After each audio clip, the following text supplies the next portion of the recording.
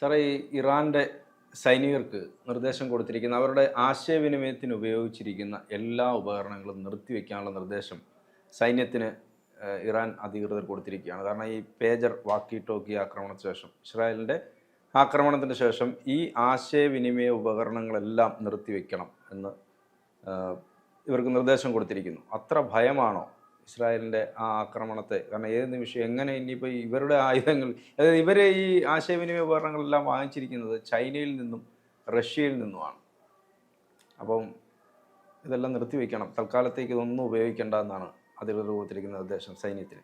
അതേ അവർക്ക് ചെയ്യാൻ പറ്റുള്ളൂ. ഇപ്പോൾ റഷ്യയും ചൈനയും താരതമ്യേന സേഫ് രാജ്യങ്ങളാണ്, പക്ഷെ അവിടെ പോലും മൊസാദിന് സ്വാധീനമുണ്ട്. രണ്ടാമത്തെ ഒന്ന്, ഇസ്രായേൽ രൂപീകരിച്ച സമയത്ത് അമേരിക്ക മാത്രമല്ല USSR മൊസാദിന് അനുകൂലമായിരുന്നു. കാരണം ഇവർ ഒരുമിച്ചാണ് രണ്ടാം ലോക മഹായുദ്ധത്തിൽ ജർമ്മനിക്കെതിരെ പോരാടിയത്. അപ്പോൾ അന്ന് ഈ സെന്റിമെന്റ്സ് ഉണ്ട്.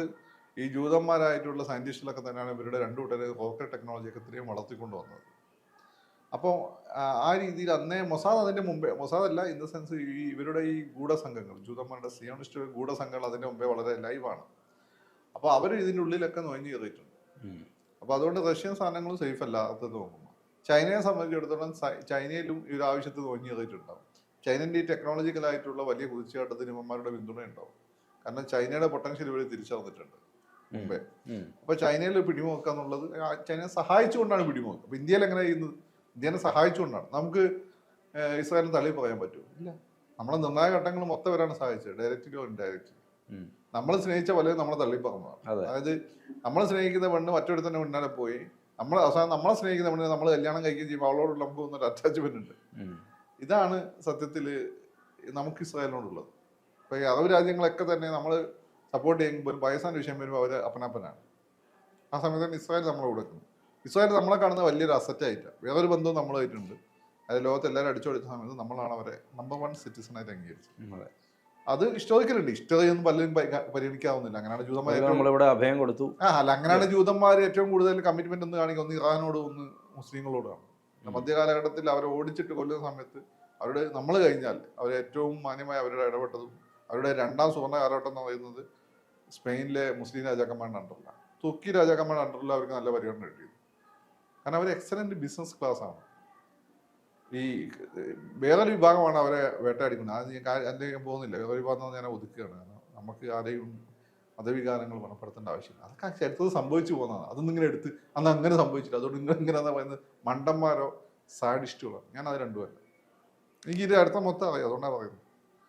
പക്ഷേ അതൊന്നും ഒരു അവരെ സംബന്ധിച്ചുള്ള പ്രാക്ടിക്കൽ പൊളിറ്റിക്സ് ആണ്. അവരുടെ മേധാവിത്വം നിലനിർത്തണം.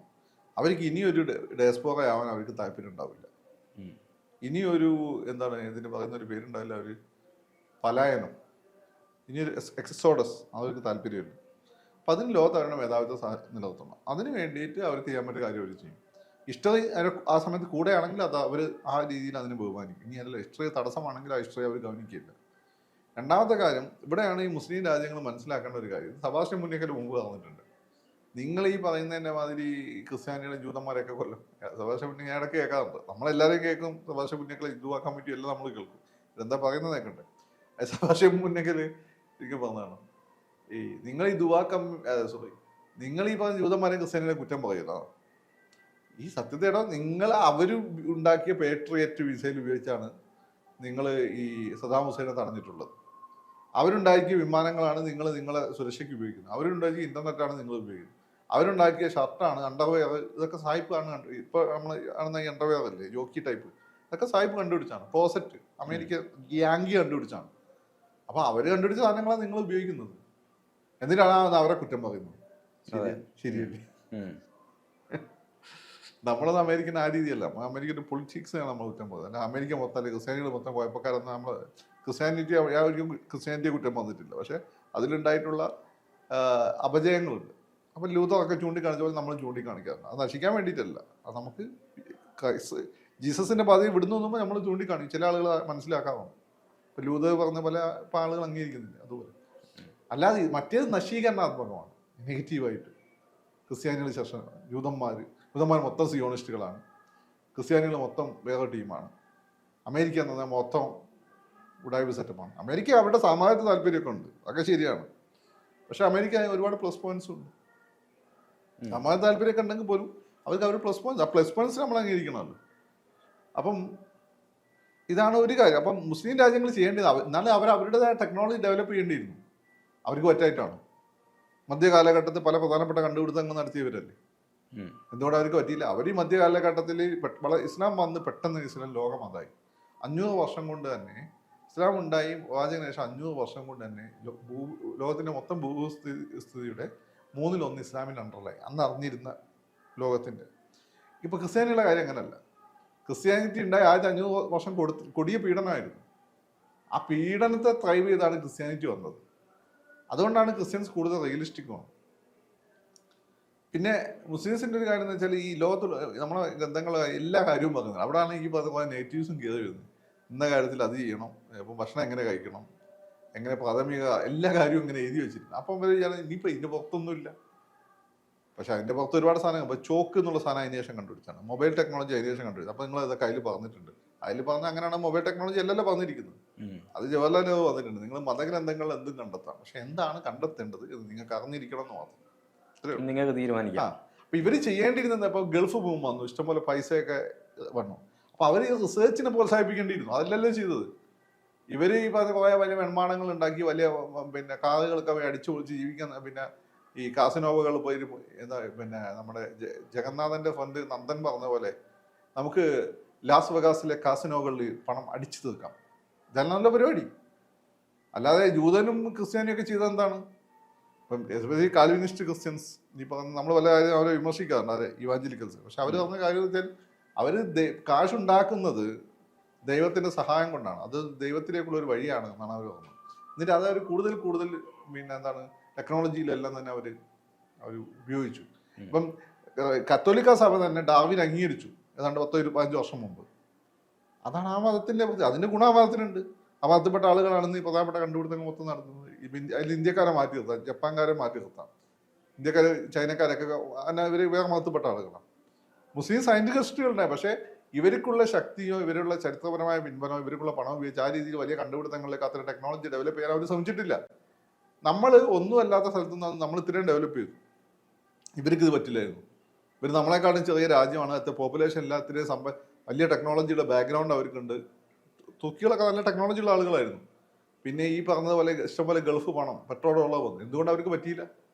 അവരുണ്ടാക്കേണ്ടിയിരുന്നില്ലേ? അതുകൊണ്ടല്ലേ ജൂതൻ ഉണ്ടാക്കിയ സാധനം ജൂതന് നോഞ്ഞാൽ എളുപ്പമല്ലേ? സായിപ്പ് ഉണ്ടാക്കിയാലും സായിപ്പിന് നോഞ്ഞാൽ എളുപ്പമല്ലേ? അതെ, അനുഭവിക്കട്ടെ. ഇങ്ങനെയുള്ള ചില ക്രൈസിസിലാണ് ആളുകൾ പഠിക്കുക കേട്ടോ സത്യത്തിൽ. അപ്പം മധ്യകാലഘട്ടത്തിൽ ഈ യൂറോപ്പിലെ ക്രിസ്ത്യാനികൾ ഭയങ്കര അടിയായിരുന്നു. ഭയങ്കര അടി പൊട്ടഷന്റെ ഒക്കെ വരുന്നതിന് മുമ്പാ. ഈ ഫ്യൂഡൽ ലോഡ്സ് ആണല്ലോ, ബഹുമാനം അങ്ങോട്ടും കൊണ്ട് അടി കൂടി ചാവലായിരുന്നു പരിപാടി. ഒരു കാര്യം ഇപ്പൊ 3 മസ്കിറ്റേഴ്സ് പിന്നെ പ്ലേ വായിച്ചാൽ നിങ്ങൾക്ക് മനസ്സിലാവും. ഒരു കാര്യമില്ല, വന്നിട്ട് അടികൂടും. അപ്പൊ ആ സമയത്ത് പോപ്പിന് മനസ്സിലായി ഇങ്ങനെ ആയി ബൊമ്മാർ ഇവിടെ അടിപിടിച്ചാവും, ആ കാക്കായിമാരും മേത്തന്മാരും ഇങ്ങോട്ട് കയറി നിന്ന് നമ്മളെ തോൽപ്പിക്കും. ചാൾസ് മാർട്ടനാണ് ഇവരെ തടഞ്ഞു നിർത്തിയത്. ഷാർലിമേന്റെ അച്ഛനമ്മാവനുമൊക്കെ. അവൻ ഇനിയും വരും നമ്മളെ ഇല്ലാതാക്കും. അപ്പോൾ അന്നത്തെ പോപ്പ് പറഞ്ഞു ഒരു കാര്യം ചെയ്യും, നമ്മളെ പലസ്തീൻ, നമ്മുടെ ബത്ലഹേം, നസ്ര തെക്കപ്പം കാക്കായിമാരുടെ കയ്യിലാണ്, അതിന് തിരിച്ചു പിടിച്ച് നിങ്ങൾ അത് ദൈവത്തിനേക്കുള്ള ദൈവത്തിനോട് നിങ്ങൾ ചെയ്യുന്ന വലിയൊരു കാര്യമായിരിക്കും. നമ്മുടെ മതത്തിനാണ് കുരിശ് യുദ്ധങ്ങൾ വരുന്നത്. ഇവരെ ശ്രദ്ധ അവിടെ നിന്ന് മാറ്റാൻ വേണ്ടിയിട്ട് ഇവന്മാർ പരസ്പരം തമ്മിലടിച്ച് ആകാൻ വേണ്ടിയിട്ടാണ് പോപ്പ് ഈ പരിപാടി എടുത്തത്. അത് വലിയ പരിധി വരെ വിജയമായിരുന്നു. ഇവന്മാർ ഒരുപാട് എണ്ണം മരിച്ചെങ്കിൽ പോലും വലിയ അട്രോസിറ്റീസും കൊലപാതകങ്ങളൊക്കെ അങ്ങോട്ടും ഇങ്ങോട്ടൊക്കെ ഉണ്ടായിട്ടുണ്ട്. അതിൽ കുറച്ചുകൂടി മാന്യമായിട്ട് ഇടപെട്ട അറബികളാണ് ഞാൻ വായിച്ചിട്ടുള്ളത്. കാരണം അവർ പിന്നെ സലാഹുദ്ദീൻ, എസ്പെഷ്യലി സലാഹുദ്ദീൻ ഒരുപാട് ദയ കാണിച്ചിട്ടുണ്ട്. കൊല്ലടത്തെ കൊന്നിട്ടുണ്ട്, എങ്കിലും ദയ കാണിച്ചിട്ടുണ്ട്. അതുപോലെ റിച്ചാർഡ് ദ ലേഹൺ ഹാർട്ട് എന്ന് പറഞ്ഞിട്ടുള്ള ഇംഗ്ലണ്ടിലെ രാജാവ്, അവരൊക്കെ തമ്മിൽ ഭയങ്കര വീരന്മാരായിരുന്നു അവരൊക്കെ. പക്ഷേ അതിൻ്റെ ഗുണം ഉണ്ടായെന്ന് വെച്ചാൽ യൂറോപ്പിലെ ഒമാൻ തമ്മിൽ അടി വാങ്ങി.